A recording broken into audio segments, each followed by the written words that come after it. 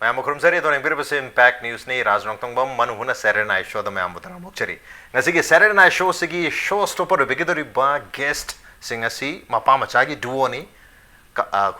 Combi, Heather combination, I'm kind of deadly combination. Command deadly or Namatam the Mokonisi, I'm the Pagi Puba, I'm not knowing Badu Makalgi combination. The saying Mapam, the Masadna, Amuna, Makura, Duni, Amuna, Amana Masato, Duni Hetere, Uncle Amadini, Fugi, deadly combination, Fagi. Duga Aribam guessing a sea at the nationality, ladies and gentlemen, boys and girls, children of all ages, please put it together for Sharungbam Suresh, Uncle Haitare, and Masanapaki Ranjan, Sharungbam Ranjan, and Putam Nokcheri. Welcome to Manung Saturday Night Show. Impact TV, Manung Menta, Viva, Quite no, Suresh Nikop, no, Krumjari. Okay. Maruina, Suresh Ranjan, say Suresh Ranjana, Maming Budimam, Kanar Targasu, Maruina. Sureshina koi oja tolan aduga Ranjansina koi ibok pisaki khonjen da mayamna ayama matam da una bhai tare mayamna ibok pisaka amadi oja tolan hai resu khangna badum combination ne okay ado komaina sigi han khoi thengna matam da tare online hujikti social media se yam kanai hai tare yam phat amang baju myam lai kana da mayam troll do ba aduga apha baju myam lai apha ba haibu ngasi koi man hona Saturday Night Show lengjin biriba Ranjan amadi Suresh koi social media ge through de mayam loi khangtana ngasi talent si myamna appreciate to green hetare ado komaina horo khibno haibsi dai laktringai sida aham basi imung de ge hujag hetare karam imung de karam lekai pokpone jino kya suba like la su komai to riba ke ge hona biriba ai Suresh de ge hujare ai hajar ge sa ai se huikap mai lekai de gini aduga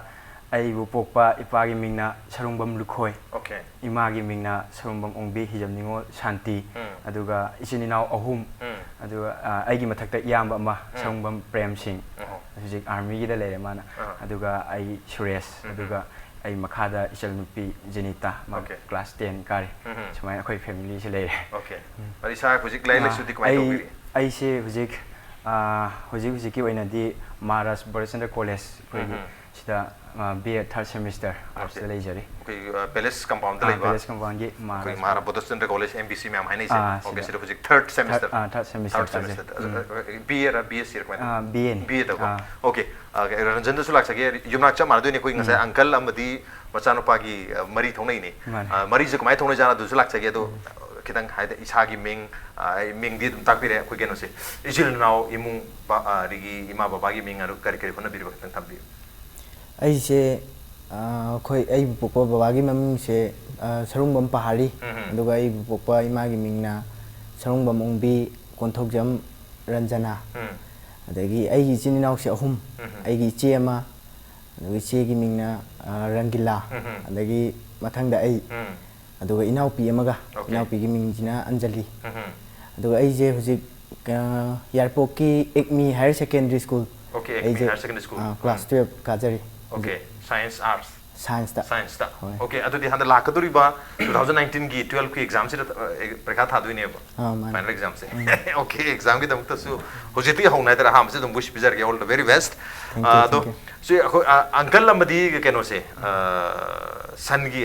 relation se komai to oi bizana kitang hai biyo sigi se sengna haijarabada akhoi gi ai bu pokpa baba bagi father hai bitare ai bu pupu adu moi gi su mu pupu sumai ma sim na oi bizani ahan ge na takpi bida sumai thokna bani adu sumai thoknei ahan sing takpi bidagi hana akoina pi ngai dagi hek khangakpadagi sumaina dum leirame mingau se ipai chani na okay ipai chani haidi mingau ya da bagi chahi jam kena dragasu ipai cha oina dum leibada uncle oina uncle amadi san gi koi combination ai tare okay ngayam ya dos uncle adu yum di thangna bara ya kyamla thangna dune ba adu kap awang kai da dum dune ba me le kai dum dune ba okay yum thangna re yum thangna bi khodong chab su lorga dum on dong ba ani gi combination lakre je kamaina karam ba chahi da karam ma dagi koi phagi tawra si ga ani je punchal laga intentionally tawra khibse komai to bi kitang habi akoi ibani je class pre nursery to class 6 se akoi huikap mai le kai ji haiba khungong sida leiba Evergreen English School haiba sida tamjare sibok tamak pasida akoi sibok sida na isai gi wakhan je dum leiba akoi classroom da orsu isai ga sakpi half timing da phan daga thin na khotana ibani je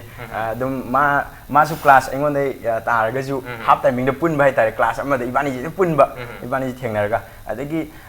sidagi class 6 loiraga hong baje mu memorial model academy na mu class 7 to class 10 tamdine ba sidaju mu punba sida mu teachers day ka ji khara khoi gi education ji kha wang amina teachers day mu function ji kha chaungna sille stage ka je ida ai sidi samai tawini sidi kai yumman di utning dra ibani apunba gana aduda adugi tanja khalingai matam sida akhoi gi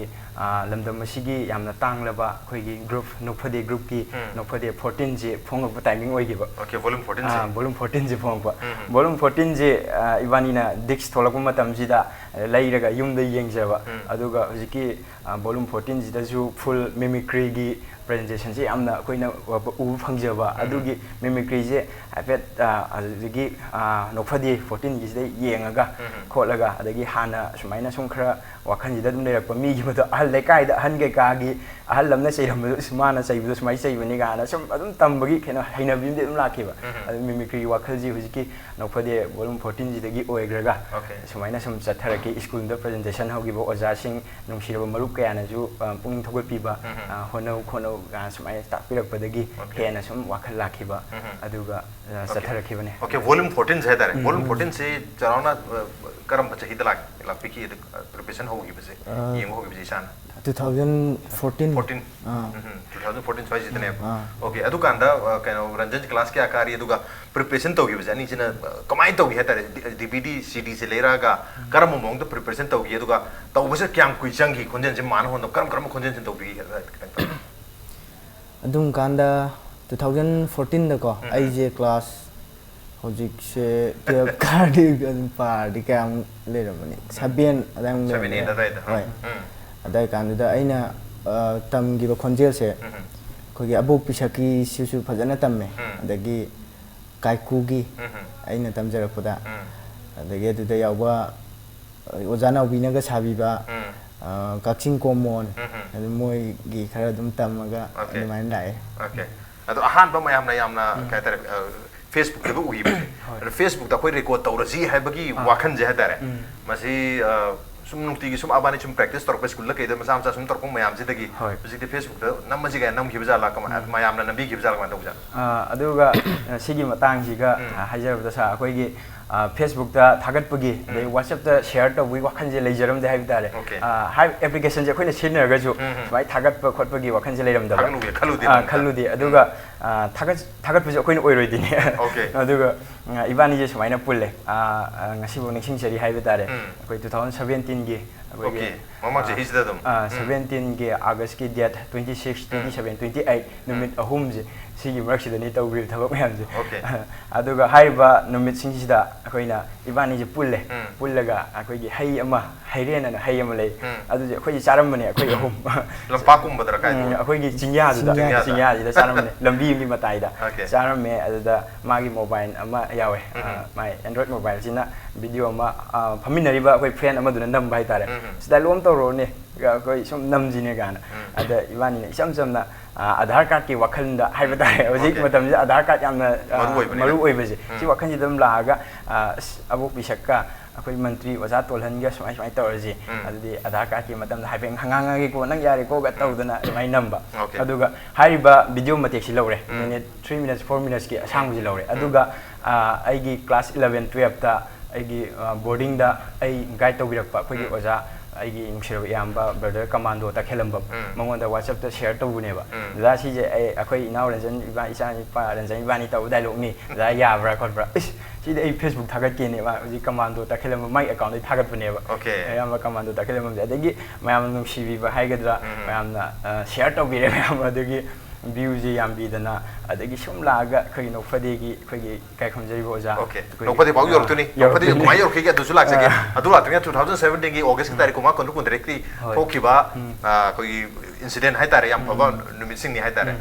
adu da tawba hai gadra Aadhaar card gi hai tare ningsing birga di mayam da su amuka hena memory do mu refresh tong na ba ngak tang matem da tawbiram hoi adu gi da khudul tamjage soi ki ya su ngak fi ni mayam da abok pisakna akoi ranjana aduga oja tolhan aina sajaraga maina mayamda khudol tamjakhibani tentakna thawal tawjage haiba abo abok bisangin he abo nasu tolan ni kadorge hai ba abok bisangin he Tolan abo nang di menteri oire na tayo nasu tolan ji mantri oiram ni kadorge khangriban he abok sibo nang na menteri oi badagi ne lekai ase kendra ase yamna nungairabani ne ibu haibiu makha tabiu adubu ne akhoi lekai asida adara card haibara kari lei abo card macha do haibiu ngasi bawbane aboki mitchina uge phangdribani ne tolhalla kari nun he abo akoi gi kendra sida oza tolan naina pai ba mantri pai ba kendra sida oza tolan naina lambi thong ising maising loina nunga helam ni ko adu ga kari nun he ai aadhar card choira min he oza tolan nai je thok pari de ko adu di abok na de wakal chingna biri ba aadhar card che ai hayeng ma kam do honna jergi ko abo hauzik ti abo aadhar card kap to haibdi aadhar card lai taba mi amata di akoi gi wising matam sida di ne hingba da yam lure ko abo aduna abu pisagoi su ahal gi matam oi silakle aduna yingbiu olis pension ge longning ba matang da kani dana aduna su aadhar card yau ni yadre abo sibada phawbane aadhar card change na abu chiba ngamdarabani ba yun he basi abu ki karan je adudi abu na ne hore nungdang chi maira pai bi loina na club ki sini naw ga loina na publicity ma chapi ro ko adu ga hayeng ayu ki pung tari ta matam da na su tolan na ne mantri ai hekta moi gi aadhar card ki department gi sin naw ka thara dami ka dor ga ka da wa bi ron ko abu yare ka ai berani ka okay yam phajana tawiri hai tare ado sigi konjel se ibok pisak amadi oja tolhangi sida sigi konjel se sabu matamda hujik se dum sabiri hai tare sabu matamda maruina attention tawdaya da ba konjen area khara lekram dong male khara na ojagi style khara wahai wata sin absing soidna dung angir dong male adu na tabita maruina koi chil lei da muk pokot pai tare adum area dum lai bibra oja tolhangi sarga so mukka da ba kananong gi sarga so da mukka da ba kaina kena mai manga oja tolhangi manga paithok paisin khara lei re aduga mamai gi raina ga ai ugo ga torga yengbuda yamna akhoi gi kainom mai tau to yengba kainom ha ga ju kaisuna tabi ta da phat ke lei thok pi adum yeng mai thong ju hai bidare adu ibok pisak si mano hona bada hai tare ranjan ibok pisak si yam phajana ju chang gi male keno da ranjan da ko yam man su dungang thok pi ibok pisak gi konje ibok pisak si orai bada kyam koina chang gi kaya ra khana dc yeng gi kamai tau bi keset cha phau yeng do keset adum toina adum yeng loi ba yengba se adum tawre ba adum pamjaruba do aduna abu pisaki saba kan sita jo adum khoi khanau gi da kai haini kamaina ai khoi ju khangudi khangaude kamaina thammaga kamai tawga sa khibano di ado yamna di honai ba khoi jo sumaina ngang ba smagi na sigi suje sur da su lei ba khonje abok ki chaba da sur gi hanubi gi na kamaina sur je chien ba gaina sur da maina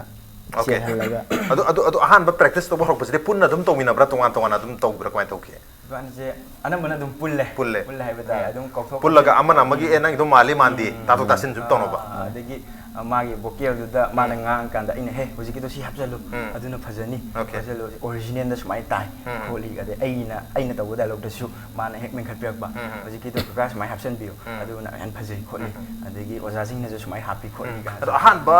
tambo hok pa sida practice toning bagi uthong bagi ama su lerap dong male toning mai tare yum da ga je mi ga ju ya to polo to bi yum da ga jam tor pa jala mai to bi adu men oina school teachers day je akoi gi shagi school gi na to mi gi teachers day da manak ta ga lepsan dana adai moi gi anchor oi ribising adai gi program do conduct tori sing manak ta ga akoi dialog da to je gi ga to min na ga hai kai adai moi na ga kokhat pi ba adai gi lai harau bugum matam sumba chachaba danga amuk se minute amtung phangjer diga na adagi mi kitang punum pham daga isai normal na taba mimicry khonjen daga dialogue ga phat ka ha sat ki bagum moi ta hong na ba mali ne ga hara ka da ngut se wi ham ba ranjang gi experience ko mai to ham ba tam ba hor pagi kaga nganing ba toning ba timing se imung daga su tum to bra ima ba daga su isin nau da su ga tum to ba jalak mai to tawe kai har ki mayam no response response yum daga ju ko asum ngawrabra gaisu dum haiba chak charam dai daga dum hanubigi mawong daga adumai dum haiba lao lao isu ja chak charji gaina haiba adagi phone ga lakpa daga ko phone ga lakpa daga phone ga paikhat pa ga je dum hello gai hanubigi mawong daga dum ngangba adumai dum tamba do adumai dum tammeba da imana bana tawra su bai nangi do dum male khole khonjen dum male sem wi ju adumai malu de kholu gaina adumai dum haira podagi ꯑꯩꯒꯤꯁꯦ ꯃꯥꯜꯂꯦꯅꯦ ꯀꯥꯏꯅ ꯑꯗꯨꯃꯥꯏꯅ ꯈꯜꯂꯛꯄ ꯑꯗꯨꯒ ꯂꯥꯛꯈꯤꯕꯅꯦ ꯑꯗꯨꯕꯨ ꯑꯗꯨꯗꯒꯤ ꯑꯍꯥꯟꯕ ꯐꯦꯁꯕꯨꯛꯇ ꯊꯥꯗꯣꯛꯈꯤꯕ ꯑꯙꯥꯔ ꯀꯥꯔꯗꯒꯤ ꯚꯤꯗꯤꯑꯣꯁꯤꯗꯒꯤ ꯍꯧꯔꯒ ꯉꯁꯥꯏꯒꯤ ꯅꯣꯛꯄꯗꯒꯤ ꯑꯣꯖꯥ ꯔꯣꯍꯤꯅꯤ ꯀꯨꯃꯥꯔ ꯐꯥꯎꯒꯤ ꯁ꯭ꯇꯦꯖ ꯍꯥꯏꯇꯥꯔꯦ ꯌꯥꯝ ꯇꯦꯟꯕ ꯃꯇꯝꯅꯤ 2017ꯒꯤ ꯑꯣꯒꯁꯇꯒꯤ ꯍꯥꯏꯇꯥꯔꯒꯗꯤ ꯌꯥꯝ ꯇꯦꯟꯕ ꯃꯇꯝꯁꯤ ꯌꯧꯗꯣꯏꯅꯤ ꯀꯃꯥꯏꯅ ꯌꯧꯔꯛꯈꯤ ꯑꯗꯨ ꯈꯤꯇꯪ ꯍꯥꯏꯕꯤꯌꯨ ꯑꯗꯨ ꯍꯧꯖꯤꯛꯀꯤ ꯚꯤꯗꯤꯑꯣꯁꯤ 1 weekꯃꯨꯛ ꯑꯗꯨꯝ ꯃꯌꯥꯝꯅ ꯌꯦꯡꯕꯤꯔꯦ ꯑꯗꯨꯗꯒꯤ ꯑꯩꯈꯣꯏ ꯑꯣꯖꯥ ꯂꯥꯏꯕꯛ ꯐꯕ ꯍꯥꯏꯒꯗ꯭ꯔꯥ ꯑꯩꯈꯣꯏꯒꯤ ꯅꯣꯛꯐꯗꯤꯒꯤ ꯄ꯭ꯔꯣꯗ꯭ꯌꯨꯁꯔ ꯗꯥꯏꯔꯦꯛꯇꯔ ꯂꯣꯏꯅ ꯁ꯭ꯀ꯭ꯔꯤꯞ ꯔꯥꯏꯇꯔ ꯑꯣꯏꯕꯤꯔꯤꯕ ꯏꯀꯥꯏ ꯈꯨꯝꯖꯩꯕ ꯑꯣꯖꯥ ꯔꯣꯍꯤꯅꯤ ꯀꯨꯃꯥꯔ ꯍꯣꯏꯒꯤ ꯁꯥꯏꯠꯇꯁꯨ ꯌꯧꯈ꯭ꯔꯦ ꯚꯤꯗꯤꯑꯣꯁꯦ ꯃꯌꯥꯝꯅ ꯁꯤꯌꯔ ꯇꯧꯕꯗꯒꯤ ꯑꯗꯨꯒ ꯑꯣꯖꯥꯁꯤꯡꯅ ꯑꯃꯨꯛ ꯑꯩꯈꯣꯏꯗ ꯐꯣꯟ ꯂꯥꯛꯑꯦ ꯁꯦꯞꯇꯦꯝꯕꯔꯒꯤ ꯗꯦꯠ 3 ꯑꯌꯨꯛꯀꯤ ꯄꯨꯡ 6 ꯏꯕꯥꯅꯤ ꯂꯩꯔꯝꯃꯦ ꯋꯥꯔꯤ ꯇꯥꯟꯅꯔꯝꯃꯒ ꯑꯗꯨꯒ ꯐꯣꯟ ꯇꯧꯔꯦ ꯈꯪꯍꯧꯗꯅ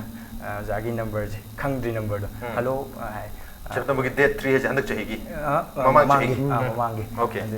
ꯑꯗ ꯍꯜꯂꯣ ꯑꯩꯈꯣꯏ ꯅꯣꯛꯐꯗꯤꯒꯤ ꯑꯩꯈꯣꯏꯒꯤ ꯑꯣꯖꯥ ꯔꯣꯍꯤꯅꯤ ꯀꯨꯃꯥꯔꯅꯤꯀꯣ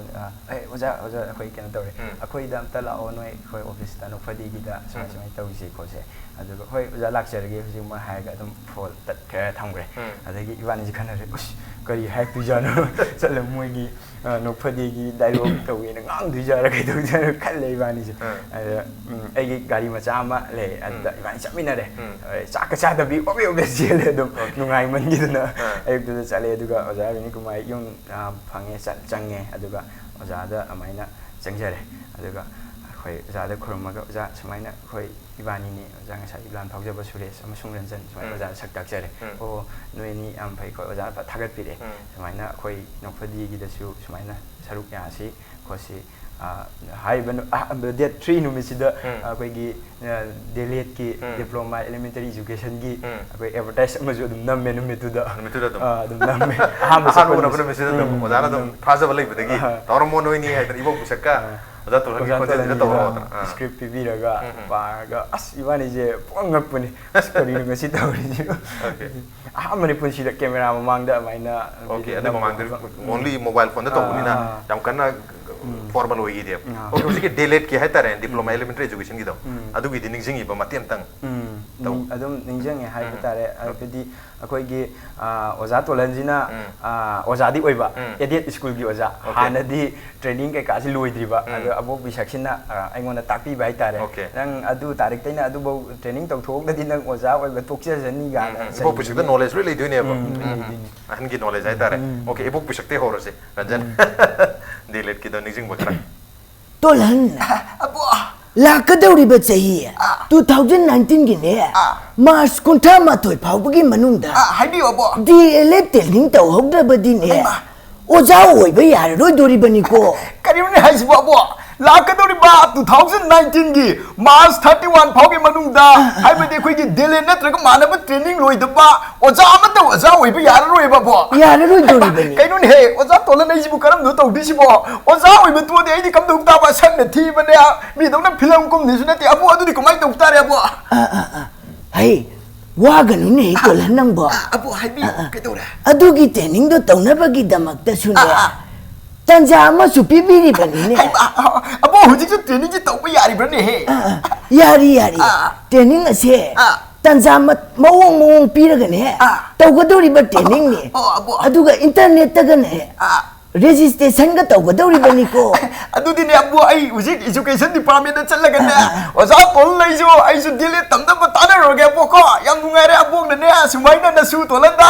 ꯍꯥꯏꯐꯦꯠ ꯅꯤꯡꯁꯤꯡꯉꯛꯄꯁꯦ ꯑꯕꯣꯛꯀꯤꯗꯤ ꯅꯁꯨ ओके याम नुवाई अहान बनु मिता ओजार हिनी कुमार को नुनु मिता ओजाना अदुमा कॉन्फिडेंस हाइदि थाजबा थंबदगी हाइरे एक्ट से दम तहन ग्राय तारे याम फरे अदुगी मतुंग तारक बदे तारे अखोय हम थेना बदा स्ट्रीट प्लेसिंग दसु याम थेना जे स्ट्रीट प्लेस चतप सिंगजिदा लेका लेका लम द चलगा हुजि फाउदा आयाम लेका सिंग दम चल दो माले अदु एक्सपीरियंस वेना करी करी डिस्ट्रिक्ट तक कराय कराय चपिरुरे करम बद डिस्ट्रिक्ट सिंग दना याम नुवाई ब रिस्पांस फंगदे करम बद डिस्ट्रिक्ट तना हाइदि कनाम तक नोक तबा रिस्पांस नुवाई गिदा कमाई कई कई एक्सपीरियंस ले ยามไลบุกเพิ่มให้กันละยามเงินนะสินกพอดีดาคุยจังเจอบันนี้อาจารย์โรยนิกุมารนะอาจารย์นุ่งชีวิตุนะให้ได้เลยมาซาอันนี้บุคุยสุดเปลี่ยนสิดายาวพังเจอกี่ให้ได้เลยสมัยน่ะคุยกี่สวาสบาร์มิชันยี่มาตั้งดาอามาดีคุยกี่RT กี่ Right to Education ยี่มาตั้งดาซีมาตั้งเลยจูสุดเปลี่ยนแอมเสร็จเลยจิงกี่ลำกี่ district ที่จูอุคุลตะเมงลงเด็กกี่สุชานปูเสร็จเลยเด็กกี่เซนาปฏิจันเดลจิรีฟาวเด็กกี่ฟาร์โจล district อยู่เลยดูไหมนะชันเลยจิงกี่ลำดานุ่งไอ้บ้า district อยู่ยาวเลยดูก็คิดตั้งขังเดบะมิมิกรีคิดตั้งว่าบะตะเมงลงจะคิดตั้งไว้โอเคคนเช่นขังเดบะมวยนะโอเคขังเดบะดูก็คือกี่ชาวเสียชิงกี่วอลล์ดีขังบะดูเอกตัวกันนะมึงนกปะว่านกปะดูก็อาร์ติชิงกี่คิดตั้งกันตัวกันนะคิดตั้งว่าบะพังเดบะแต่มวยเด็กคิดตั้งดูก็รันจันกี่ที่ก็มา experience ให้ดีว่า district ไม่ยามจะสรุปมาทำได้การิพาวบีกี่ว่ากันได้ว่ากันได้เสียไอ้เสียพาวเสียตุกิมาติกนุ่งไงให้แต่ดูจารุนิคุมานะก็ทำไมนะยามเฮ็ดจังบก็ทำไมนะเพลย์กับปีบก็ปีบยามคุยจะสู้ยามนะไก่ให้ก็ไม่ให้เอามาฮับให้แต่ทำไมนะยามเท่ากับปีบตัวทำไมแต่ยามไอ้คนคุยจะสู้กันน้องพาวเว้ยยามนุ่งไอ้จะว่าไอ้คุยจะสมัยนะอาจารย์สมัยคันวีก็คุยจะยามสมัยโอเคแล้วเขาจะพบได้คุยนกพอดีกี่ volume 17พอเป็นเลยกระมังเนี่ยอันนี้อีกคนก็17พองกันเลยเขาจะพบตัว volume กี่ตัวที่ยาวบีกันเลยให้ที่มามั่งใจได้หลักคนนี้นะอันนี้กี่สิ่งที่ยาวบีลงตรงมัน volume 17อาหารมันอ๋ออันนี้กี่ volume 17ถูกเป็นอาหารเบอร์นกพอดีสิ่งที่ยาวเลยโอเค otherwise เฮกซังพอดีกี่ตัวคุย street play นะจริงมันเดียวตัวยาวกันเลยหรอเนี่ยadvertise กุมบ้าstreet play เมียนไว้นะ street play จะดีพอจะนะโอเค street play คุย social awareness ปีบสิโอเค social awareness ปีบสิตั้งแต่ใช้ชุดตาพี่เคย right to education นะที่กี่กันโอเคस्वच्छ Bharat की स्वच्छ भारत की सिद्धना करी एक वही सिद्धना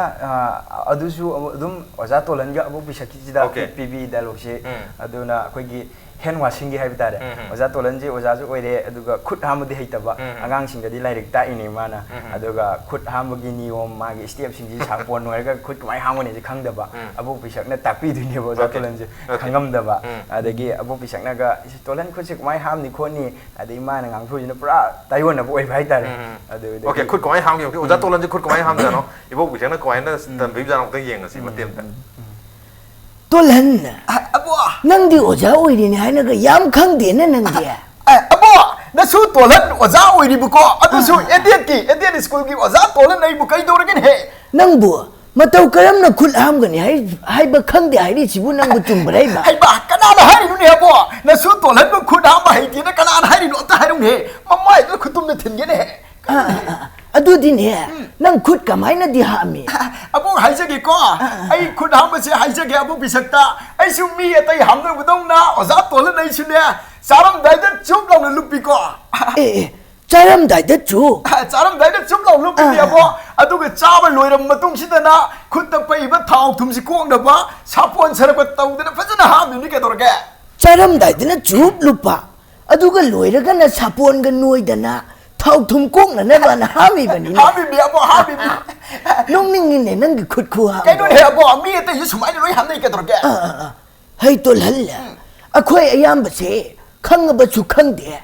खुद हामबगिने step तरुक लेरिबनिने नंगबो Abu खुद हामबसि step तरुक थुंगना लेबा हाइबा canoe हे अल लोइरकबजे जाजानि कोइ मुंगा खुद हामबसि बोजा तोलो मैगुना ताक्सले कदरि नेमसि पुरा बेरानि को हाइबजे हनुबिसि है तो लल्ला don't underestimate the power of hand washing अबु अदु नु करि हाइबा छे अखोय लोइनमक्से खंगबसु अमत्त खंगचिनदे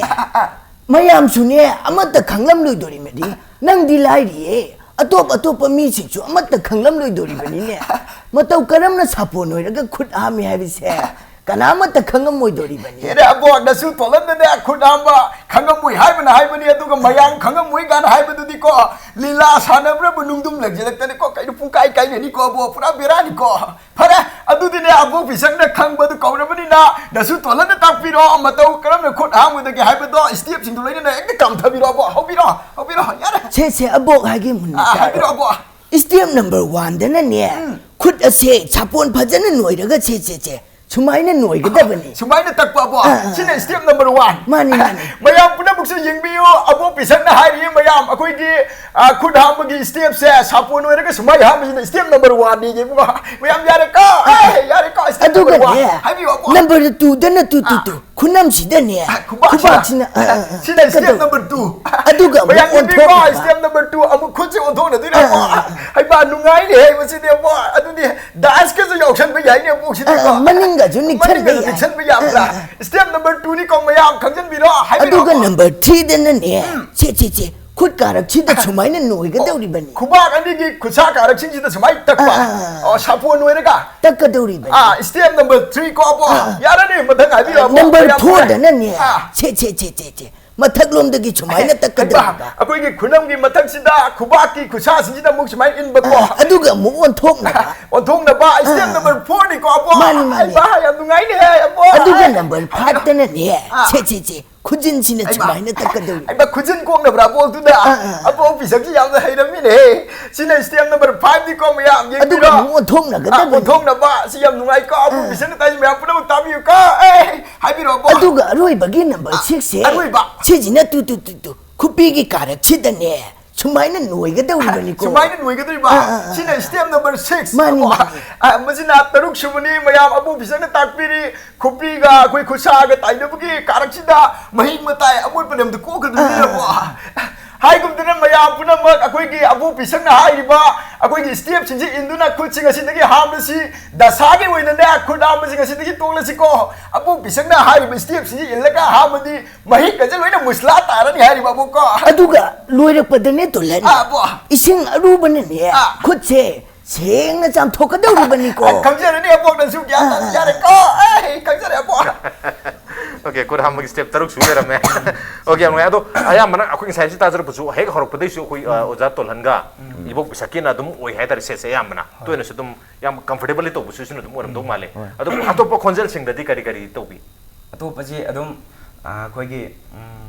oja Rajan adai yaure adagi oja Robindro adagi oja Chinglen adagi boy adagi lilagi nupi sabi oja boy kumol adagi marang magta dum hapsan na ba koi stage tagadi dum ahian ba hape boni hapas jawi okay mai gi okay right to education ju adum ibok bisakka tolhan gen dum oi hib adu adi oja tolhan ga ibok bisak natabada kari di to biki nijung bi bulai bra RT gi dadi oja Rajan gi dalu ma yawgi okay adu duna oja Rajan gi lere atagi oja tolhan gi da okay oja Rajan gi to matem da to bi adu gi akoi gi angang singina angang singji hujik matam sida di bhen da ina chale school je bhen da chale je harau danga tawri accident thodi karam taw ta ba adagi school singsi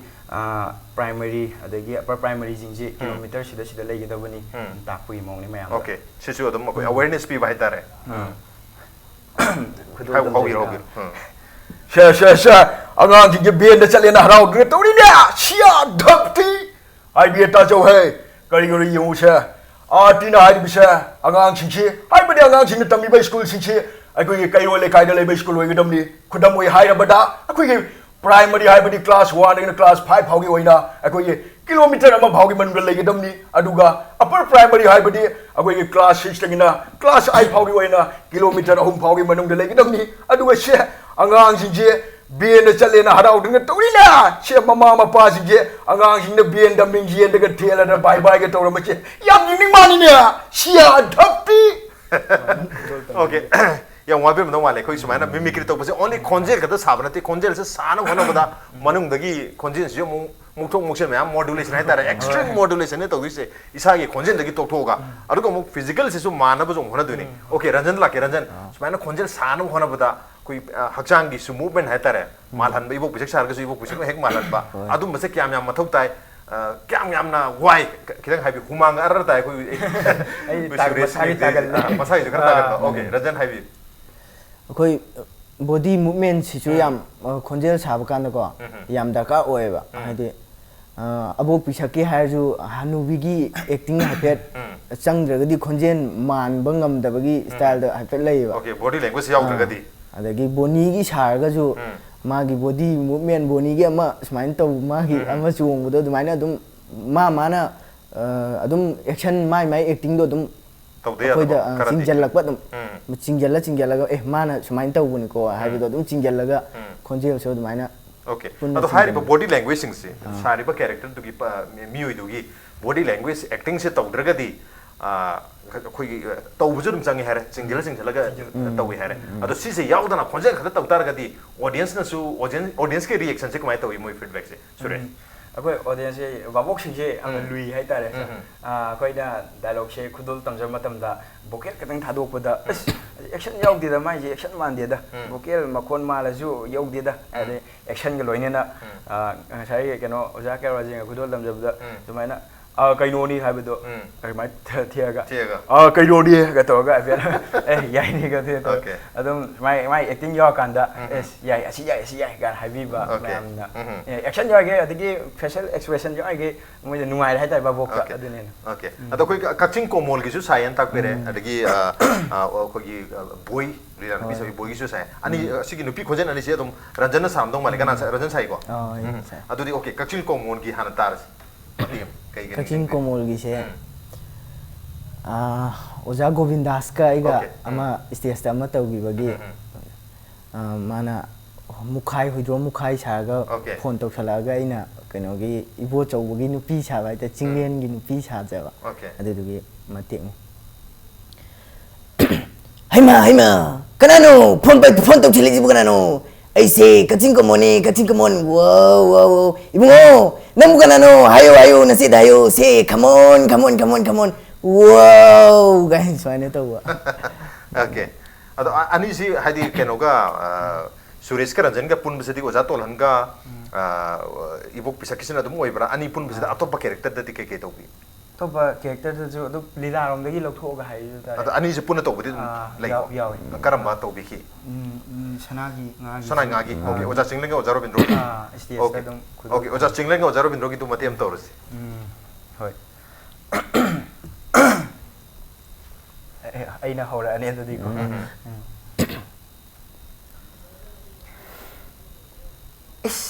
yengai de baba mangani sa kau bani na isalam ni ngasai de ayuk te challi ni mangani sa kau bani na aduga kaino toy do bone ga na khu khum ta wan bor mamana bane ga toy yu tap tai phu na ngau sele baba mi gi mam do mayai du da is pan mu palai dri sin sin palai dri baba bor gi cha wale bor gi nga thung wale mayam hau jena re baba aduga bor halo na mayam sang da baba ai paning de da baba ai thawai yam nuai ti yam saung na lai ni baba ai ngasi ko ai yam nuai ti hai sin baba hey kaino ne nang bunga sai di nama nabi gi masa nupa gi mangani chakau bani adana nangbu ke thera adana chandon chawa ga du phajana thil adana nangbu ke chakki dai ne adu hana kan sidana nangbu chuptre na tre chupchal laga lai chi bu nangbu kai diau ga ne nangi chawluk tu da nga thong ba du hapam dre bar ne nangbu baba halak paga ekta lukham lom dagi lak pa da tau bira kanu baba ai wana hanjari jani baba mangari sakau bani sali do baba sak marum da sara lak pa nate baba bone na yengu baba bor mama na wazing do khu khum ta wangi baba tu guys saklung mayai tu baba pa laidre baba yamna na tai pudai sa ta mi tungi punsi sema ka dai bai mungani do tung koina changna ba yara roi baba ngasi thaudok tu na ko mai na changna du no baba ai makha ta ningre baba chalo da hei karino nang mi imung sida bo du ba mi gi adu gi wari du bu chalai du bu nang bo ngai ko che ai chu dukan da gi yamwa na halai bani adu nupa magi yum magi nupa magi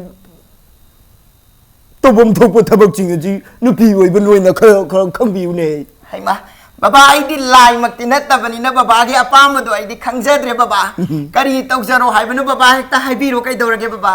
nupa man halak batam da nupi oi bi sing na yum gi yum bu dem bi ching ji na baba halak bi rabra sa lon jara ura kagai dra hai dra chu thak tra ga chu lolak tra ga chu yai adubu wai du di taning ne nang mo baba na ai si akhoi na ga yum da lai ramba amadi baba oi na thabak halak matam da harau na baba oi masak si u baga akhoi si momon no si ne baba hai ri si mani chubi akhoi na lambi da ga salu da phana sauna ba mi ga phana khanarak pa lai ga su baba oi mana he yo baga ta no o si ne ko baba hai ri si baba han bira bo he baba yar ba si oi ra dia chalo da hai Okay, yang fazana munda every kaitare nuances apik details sing hai facial expression bo bi ngang bagi mo fazana close observe tar to bi hai tare adu nupi ki khonjen amuk saba nupa ki khonjen saba hai tare sigi yam kumna yeng to gram to mali yam kuin sam to mali character amam pangkana hona sigi matang da nupi nupa pun bagi je wari loidri dialogue se sigi stage ta khudol tam da wa ba hai tare sumang ta ge man mo na bujida hiramoti gi mung saba lila gi hero okay songtok songtin sur gi mung saba okay koi isan pa gong chatra matam ma he keno taw gi matam da singlien jo ai nong sajalak pa robindro jong sajalak pa artist mari manga gi pulak ko saga son dai di audience na khalbirak pa nung sibiduna ai wari loidri gi dialogue to ro adu as hiramoti gi mung khungani hero gi mung khungani mama amuk chalakani singlien nong la adu wa bu ji wa bu jane koi mayam na ta ba ta yam nungai ba mali ga mandi ga mu haibir ba du da mu aduna koi artist da yam wa ba tar bokal amada amada ari amma khatang tor bokti amna effort sang madum laba ek atre ha tare yam noje makha tan wari sana ki se du prem ta hanok je ke ko okay break yam thonjere ke impact nis meng ta no le welcome back aduna wir bisi manu huna sare night show ne du ngasi ge show stopper singna mayam na tudo dona khangna raba Sharungbam Suresh amadi Sharungbam Ranjan makhura amadi macha ani gi combination hai tare mathang si Ranjan lakche Ranjan ko right to education ki campaign da hai tare angang sarga Ranjan na sharing gumba thiba complaint to bai tare adu su khara taja ki adu gi keno se sharing se komai to bajano kana ne ojar khoi ojar hidkan no obviously biram to di male khoi ojar hini kumar na pb ba sharing ada play RT gi play sida ai na thiba gi tanja am phangje adi sharing wana sum thiba jala ada khoi act ki ngasai gi street play sida part amoni yobar komai to part angang masagi angang school da koi school da thiba gi khoi gi street play gi sarukti na tre street play ne ba street play da angang china sharing thija ba okay school gi program gumma sarga mudura angang duna sharing thiba sa du ne ba okay adu komai to bujana du matiam tar se sharing se sharing se adum haurage yeah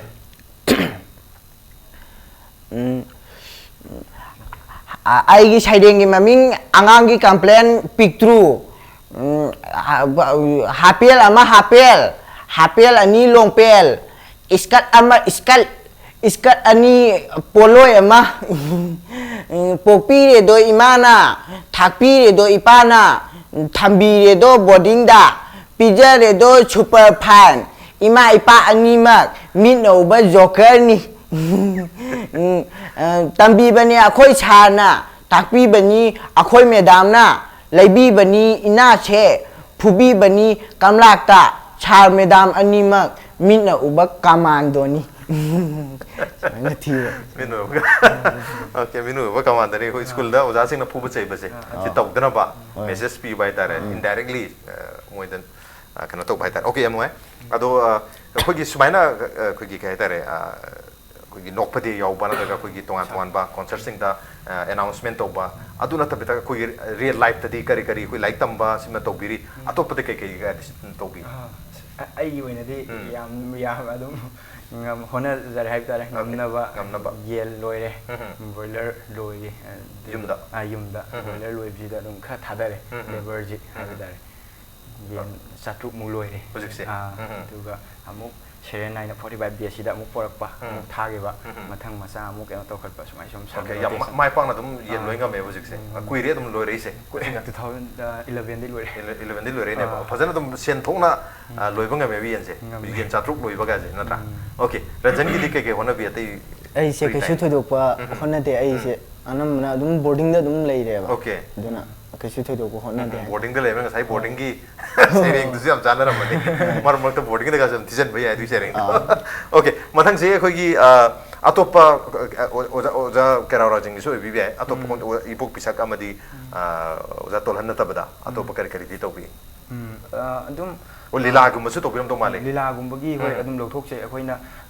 ojana su hujik yam nongna mayam sembiri dialogue ibani gi su ojana sembiri aduga marak sida hayu tare adum koina lila dai lokthok saraga adum oja jing dialogue singji ari bi singji koina adum khudol tamjaba stage kumada sum su dum yawi okay kari atop pati ke gi to da single namadi oja robindra tabada कोई ओजा कैरोजिंग की dialogue ता साबी सानो express Sabi सानो express दुगा कोई ओजा कोई बाबुंग तोमबा थोइबा बा साबा सी मसी मनाव ओजा कैरोजिंग ना मनाव पा ओइबा मा ओजा थोइबना मयाम बोइबा बाबानी एपे ngangnabagi ओके ओके ओजा थोइबसिना रंजन साधुनी चुमेको आइना दुम साबा अनि म कनोना साधुनी ओके खोजेन अनि म सुरेश लोइ साधुनी ओके ओके अदुसु मते म येंगा खुदुल तुम जगे कईरोड़ी तमो ngasi tamo isin naw na taibang pansida chen chong do taibang kumai yaw phangjari basa ima ga baba du na popiram bagini tamo hey adu di isin naw khakte gi natte taibang sigil chatnina matam su koi basi ima baba gi mingda ishwar mai khuya da ngamjaba hai lei kharang ka chi ima ga baba ga dinner ba alam sing mayam du da ngamjaba dan kharang tok sap si tamo na ngasi bogya de hey ai ishwar gi mingda mingon da pisa bidak to basa ai pamde अकोई के हुइकम मैं लेकाय दे लेबा मी सिंचै न पिजनिंग बा मै ते जाउगे कइरोनी तमो मिवै bye खोइने इतिहास नैनरि फिसे तमो हौ खबा अनि ब ठोगो वाथो मैम सिम नैनबनि येंबिउ तमो अकोइना अहिंग जीव खक्तबु इकाय खुमनगो न तमो अकोइना येंबि तमो ngasi taibang pasida lairiba khoi miwै ba ma'am से लाइरम लेन लै खबा थवाय मैम सिं खुदोल ने तमो इचिनि नाव नै मा बाबु नि सिंग मतमदा तुंगदा हरकरो मिरोल सिंचिना इचिनि नाव बुनि सिंगलकना हबसे आई थाजजे तमो फरे तमो वारी सबजलगा आइने लैखिदबा एकोइ मागे मिंगदा सोइना आइरबा गांग सिंगिदम द सिंदम संगलेलम सागा चब तमो संगलेनु साबा लोइरे तमो इमागे मुटिसु साबा लोइरे तमो एकोइ इमादो yang waja khimni tamo mahum da lehu cheng ma chage dam tama pin koi pai imaru ne chingna puk thano na batam da awa ba kya khangki awang mi chingjau kya ka khine tamo kai ne thangdai imado soina airabi oiki chachu pai re puchi len khine tamo adubu ichine naw chi shol magi nungdam kholdagi imana ba singi mirak tan phawdi ngam jare na matang asida imagi khomlang mari ga matagi lamata bu sing ngam jare bati ko haina aina sanela se soina aira bang sinu kacham ni tamo la ka dawdi ba tang tara manga imagi mai khum piang tok tuna hari ba sanela se ai sanga ga hai khali tamo sanga ba no mina du dai bu kai do hai ba no sanga ba no mina sida ai gi phapam tok ko property ko manga ai sangle sida ka thwele ai law thok ka ni siya dhapti siya dhapti jo dise okay khoi ranjan ki jo khoi na mamang gi ahan ba khoi facebook ta kage thadorok pa video singai tare adu da ranjan ga khoi gi suresh ka par ga ranjan na khoi gi suresh na kai raw rajan dum sai adu ga ranjan na khoi gi lila nu pisa bi boy sar ga adu gi ek to hiu male boy gi khonje ningjing biri bara dialogue sin ningjing biri bara ranjan aja boy gi sa gi ningjang adu ri mate ma to wi ithanda to ro ju adu ani pulo ju kamai to wi ke ithanda win to sira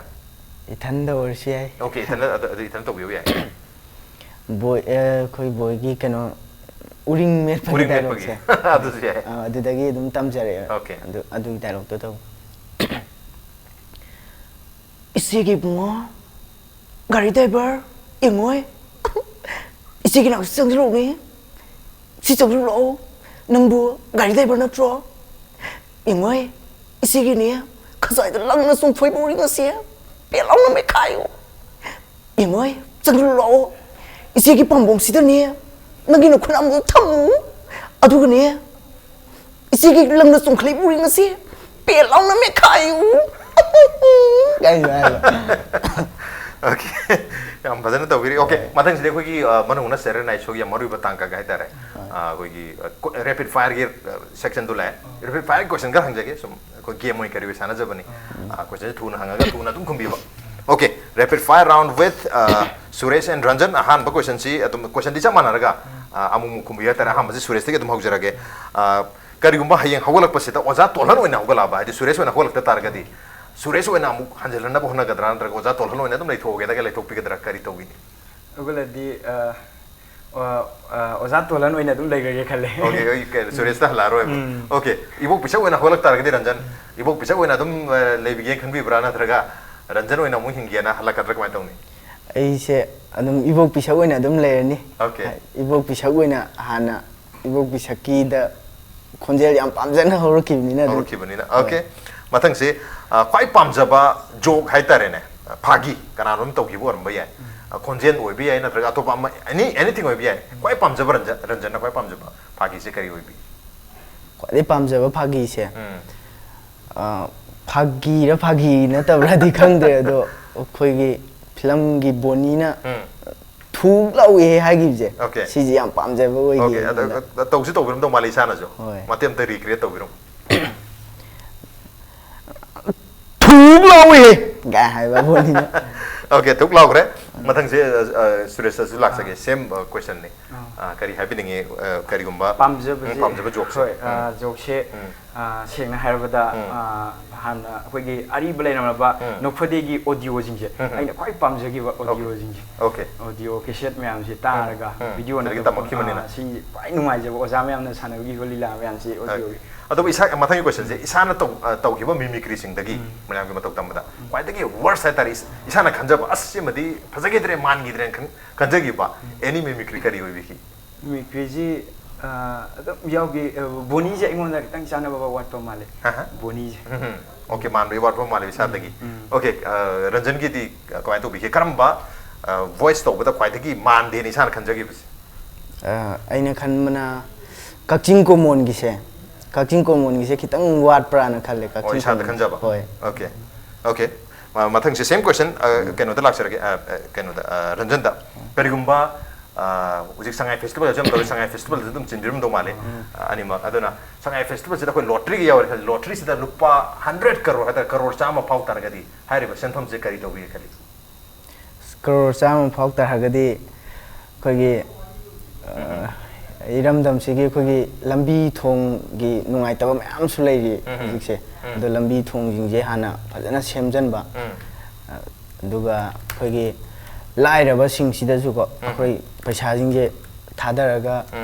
chawkhatna su tauba Okay, paisa sina. Okay, crore chama pau bi tar gadi lottery kai do bini Suresh. khudakta yamda Manipur sida leiba akhoi karo khudimakki akhoi youth sing thabak phangdriba youth isin naw sing ai isamaksu akhoi mayam gi damakta tauba yaba kari nom di soina sinjarangani thabak phangdriba laika su heiraba mayam leiba akhoi gi ngasi thabak phangdeda Manipur sida tonganba phairengana satke khanduna lambi da mayam lei su yaure aduna mayam gi damakta isin naw mayam gi damakta kai gum khadi tawjiramge khal Okay, yang fajar wakal ni. Aduh kari gumba konjel mayam to sida hoju pau bata try to triba tau ge kan khan ba any konjel mimicry gi kana gi dile biri. Ozak tombugi ju koi thobal tomba mai bido pro bugi mai Okay, lagi se. magi ju khaga dum stage study utri de Utri tau gen dikal preparation tau ri. Okay. Ranjan gi di kana gi tau biri tau gen kali hoju pau uthok triba mayam da. thok tri se ai hujik makki di lei jate hujik makki di ai lei te ba Lei tri. Okay. Okay, matang si karigumba Suresh Ranjan je ani si punna to thabak to mina bani na hadi ayam matam da pulap to mina bani na apam pam zum jom do male Ranjan dan hujra ke koi Suresh ke pun mada kwai dagi irritating oi bhai tare ne any quality irritate to base sounding han base sounding mo pau ba maga pun bada te khangde Suresh Ranjan gi da anything irritating oi ba atraga sounding apa yaw bo mara bakta yaw kari lebi ma yaw kha thengal le ma aina haiba yaw kha ngalo na Okay, adu bo same akoi mimicry artist wana bhogir pani na aman amadagi jo tak thak hai chinau jo bani na tak tok sin tong na ga taminare bu thai adu itarga su Suresh Ranjan dagi kanak chaba any quality hai tare kari lebi mungondagi mai kuchu ngorum baji Okay, mimicry to budadi any quality kanak chaba se mimicry da su adum magi abok bisaki su kalak sai aduga nupi gi adum female da mongon su khara yauri adum hen ba ina adum Ranjan Suresh dagi kalak chaba se konjen tok matam magi vocal chaungna thokpa ngam se si yam ka le de Okay, ai wonda di vocal chaw so ngam de ba vocal chaw khonjen thado ko so ngam de madro koi vocal apik pasing ta koi bo bisa koi gum bada hadu nupi konjel da se tum yam phajana to biri konjel pik pik se tum kana ba lai hai tare Okay, mathangi question se adum Ranjan dagi hojar ke wahi ahum kha hajar ke tare yam to ina season apam koi Manipur society da ahum sida karam mana khwai dagi kaitare comedy da yamna chana ba wahi ne kan bi ai wahi ahum hajar ke aham bada nai re hai haibasima ani subada mai tare hai haibasima ahum subada pedrek ka pe haibasima ahum sida khwai dagi comic oye ne kan ba khwai dagi nokning phau ba wahi se nadaga chana ba se karam ba oye kan bi sina bada nai re hai mai tare nadaga pedrek ka pe ahum sida gi khwai dagi comic oye ne kan ba se Pedrek kape ji. Pedrek apa sih? Oke, Suresh kiri kari wakan tapi om sih. Camane. Pedrek apa sih? Pada komik oi bemale. Oke, matang sih kari gomba best comedian ke award sih, ani sih pull up wena, istilah lawan ani sih pang basu dum pang PIP user dego. Pangen kan biro Manung hona Saturday Night Show ki best comedian ke award sih Suresh amadi Ranjan da pange. Award pang makeup to mayam sih dum speech bine, ngasi sih award am pangam ni na. Kari speech bine. Suresh deh hoga. Speech aina mayam da thamjadu je aina sumaina award phangjare ibasi ai konjen amada haibiu any character amada. Oza to longi konjen do arju. Hey, mayam puna bupa ha babak ta oza tona ne khurumjari mayam aina sigum laba best akoi ki comedy gi akoi ki award phangjari basi akoi ki aibu ikut pai dana takpi tambiri ba oza thodam rohini kumar aibu sumaina sembira pagi ni ko mayam amadi tinbiri ba halaman oza lai guru babu pai puni magna oza tona nei bu nungsibi duna asi yong thagat pire pune hai bisi mayam dai thamjari Okay, Ranjan kanai konjen do bini award se pangma tamna koi ki speech thank you speech. Koi abuk pichaki da Abuk bisa ki konjen da. Okay, please. Mayam bu ne nanai to la ba bu pichak na khurum jari che aina ne ngasi impact bigi ne manung hunna gi kari prize phangi che yamna harau je ko yamna nungai je ai gi isa nupa na tini ai gi ichu nupa ruhini kuma do mana ne abu ku mayam da machak khangan bi badagi ne ngasi gi prize che phangba ngam jabani ko. Okay, mathaki question jadi koi na kari gumba chief minister oi ba targadi kari issue solve to bi ba pamni 24 hours ke no ma khatang gi CM oi targadi na ang jabni ngasi na khitang tweak to thokcharaga Ranjan dei hojage kari gumba no ma khatagi pung gumar gi chief minister oi targadi karam ba issue solve to bi ba pami adu hari ba issue se solve to no gi damta speech hai tare ibok bishing sina CM oi ren kan biro issue mo kan biro karam ba issue da solve to wi kan bi ko minus speech bi ni solve issue ji gi matang da miyam da Jadi corruption gi se. Corruption gi matang da. Okay, ibok bisak na CM oi re corruption gi matang hai biro. Manipur da lai ba mi sing che paisa pai ba sen pai ba amat na te aduna ne akhoi machen loina mak ne cha manai hai ba si dal khanmin na raga ne thabak ama to ba matam da thabak ama government gi oi gera private gi oi gera thabak ama to ba matam da ne akhoi corruption gi wakhal lo na se loina thado da bani ko aina chief minister ni na ne abok na loina thingjal le Abon loi tinja corruption. Okay, Suresh ki di kari gumba chief minister 24 hours ki oi targadi only pung ko mari khata ki CM oi targadi karam issue dil to biro me khali oza to longi konjan to bigadra oza ke raw rajing to bigadra oza ke raw rajing to hosu kai okay CM oi re oza ke raw rajing kai no ma khata ki ILP gi matang da okay kari speech bi ni miam da kai do di mayam punabak nanai tol baina chief minister mo ina mayam khurum jari aina chief minister haibro lamne mayam puna mangasi dagi inner line permit system ILP che mayam puna makta chana halabani aduna hayeng aibun misidagi inner line permit system ni chana aduna mitwa mi hacha kaya idam da Manipur se changchale bcha kaya wala jana ina ban tawra bani hai pune thinjala bani na sia dhapti ya bazagra tu mami kop ta karam bana mit lakti na Manipur mi amang ngai na corruption lai taban mit puning thinjang gi ban mit aduga hujigi ILP chadan gi ban mit ani si Manipur mi amna soi na ngai nam dong male soi dang su ora poison lo selak pasi da mayam na hujik phone da to ra ga impact news ta phone tor po yor mane hari si wari loidri hari ba lila sigi suram dhirang mutu gi dialogue na hari si adum to bi khibale bra mamang da okay matem tang to biram lo selak pasi da Cinggian da mateng pang biro okay ima thadoi si egi oi jirga hai ima ai ma bu hakki tukke hai ba mukti nati da nei ma jingo thadoi kari gumba victor ga nanga kainar badi nang ai gi lu hong ga dam nen hai da thadoi hoksik ti victor sulen thoi gi lu hong khri thadoi adu oi re badi nang ai gi lu hong si ba thadoi ata nang siwak namna yaw di ata nang mubab da ba misi ai ngasi gi taibang pais da thing nedri ata thengna roi thadoi ai gumna nang bunung si jaba ai gumna nang gi dam te wazam mi shakti ngasi gi taibang pais da kana si thengna roi thadoi che nang hoi hai roi sel gi thadoi nang ne ai bu yet pasi siram da gi mi kup si bo yeli ko ta nang si roi thadoi nang si gani hai bi kana hai ba thadoi ꯑꯩꯁꯤ ꯁꯤꯒꯗꯧꯒꯤ ꯉꯥꯏꯔꯕꯤꯅꯤ ꯉꯁꯤꯒꯤ ꯇꯥꯏꯕꯪ ꯄꯥꯟꯁꯤꯗ ꯑꯩꯒꯤ ꯄꯨꯟꯁꯤꯒꯤ ꯋꯥꯔꯤ ꯂꯣꯏꯁꯤꯜꯂꯛꯂꯕꯅꯤ ꯑꯇ ꯂꯣꯏꯗ꯭ꯔꯤ ꯊꯥꯗꯣꯛꯑꯦ ꯅꯪꯒꯤ ꯄꯨꯟꯁꯤꯒꯤ ꯋꯥꯔꯤ ꯂꯣꯏꯗ꯭ꯔꯤꯌꯦ ꯊꯥꯗꯣꯛꯑꯦ ꯂꯣꯏꯔꯒꯦ ꯈꯟꯕ ꯃꯤꯀꯨꯞꯇꯨꯗꯒꯤꯁꯨ ꯂꯣꯏꯔꯒꯦ ꯈꯟꯕ ꯆꯈꯩꯗꯨꯗꯒꯤꯁꯨ ꯃꯈꯥ ꯇꯥꯅ ꯏꯊꯕ ꯌꯥꯔꯤꯌꯦ ꯊꯥꯗꯣꯛꯑꯦ ꯅꯪꯒꯤ ꯄꯨꯟꯁꯤꯒꯤ ꯋꯥꯔꯤ ꯂꯣꯏꯗ꯭ꯔꯤꯌꯦ ꯊꯥꯗꯣꯛꯑꯦ ꯑꯩꯗꯤ ꯀꯤꯗꯅꯤ ꯑꯅꯤꯃꯛ ꯐꯦꯜ ꯑꯣꯏꯔꯕꯤ ꯅꯨꯄꯤꯅꯦ ꯑꯗꯨꯗ ꯑꯩꯁꯨ ꯈꯪꯉꯤꯅ ꯊꯥꯗꯣꯛꯑꯦ ꯀꯤꯗꯅꯤ ꯑꯅꯤꯃꯛ ꯐꯦꯜ ꯑꯣꯏꯔꯕꯤ ꯀꯩꯗꯧꯔꯒꯦ ꯊꯥꯗꯣꯛꯑꯦ 이붕어 그때 돈을 랭비 그렇게 돌게 이붕어 이마 이사보 먹다 있는 미라모 이붕어 나 빠다 나니바 코드게 나 티는 나간 이붕어 이 염네 와간 나간 이붕어 그때 돈을 랭고 이붕어 이마 kitni mak phelur mi shape su kana haigini ma hoi chimi thadoi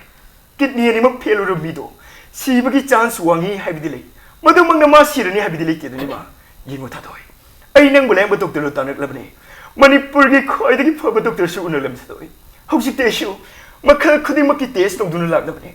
nang ga ai ga blood group mani are respected low ni sani thadoi ai ngon da su kari su tong dru kitni ahum yauri thadoi ai kitni ahum sidagi nangonda amam makhai pidra nangi thawai kan basmukti ayaba pibiu ba thadoi please hey karigi sadagi kidney pini oh yes babo ibada su kari su tong dri kidney tare ni pan punja mu yauri ne ibada yauri kidney sidagi apa ma khanjagi jenu ibagi kidney si allore pam dre na hairu su leibak chauri thi chauri natraga khoi ras dai lore su yani ibana pini karigi chana kidney pini thambal tabung la len he tai bungo yengu egi cha tang che ko na pilinge matam de ge hona mogi khudum bi ji na tin na ta ko ma pham du ma pai na maning thungali adu bunga sidi ma na thilli bu khudum bi ji ma pham cha dre nangi na sa nu pi da tille ne ma na thilli bu khudum bi ji ma pham cha dre bi ma ji nungdam num pai ma ji ma khul ji khudum bi ji du chudat ji ne tai bungo mai sa gi di tai bungo ma di bungo tang le ram di mai sa ku si kari woi ni tai bungo mai sa tai bungo khu ram ma na param jani de tai bungo yan mo je yam padal tawi ra no pada sire na re okay yan mo je ngasi Manung na Saturday night show se lak pidna Ranjan amadi Suresh na ngasi ki thoram sibu yam no han khiba yam no han khiba mapung phan gi damak ta losla pada ani mo pang tha ju pang chari lona na lik lai gi maki de yam chamba khudol pot amam tang hai tar gift hamper amadi gift voucher amam ta khudol tam jage ham da Suresh ta tam jage Suresh thank you so much aduga ai Ranjan da su lik lai gi maki de gift voucher amadi hamper am tang thank you so much aduga amuka hana Suresh amadi Ranjan bu thaga ja pang jage aduga punsida he na mai pakpa he na paja paja phagi me am ta bang am boy sino habagi wish pizza ga amuka hana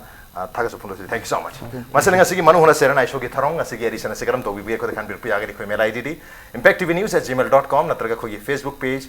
www.facebook.com/impactvmanipur da join to birga comment amadi feedback tha bir pu yagari well ladies and gentlemen thank you so much for joining us from the other side of the screen until next time this is Raj Nongthombam signing off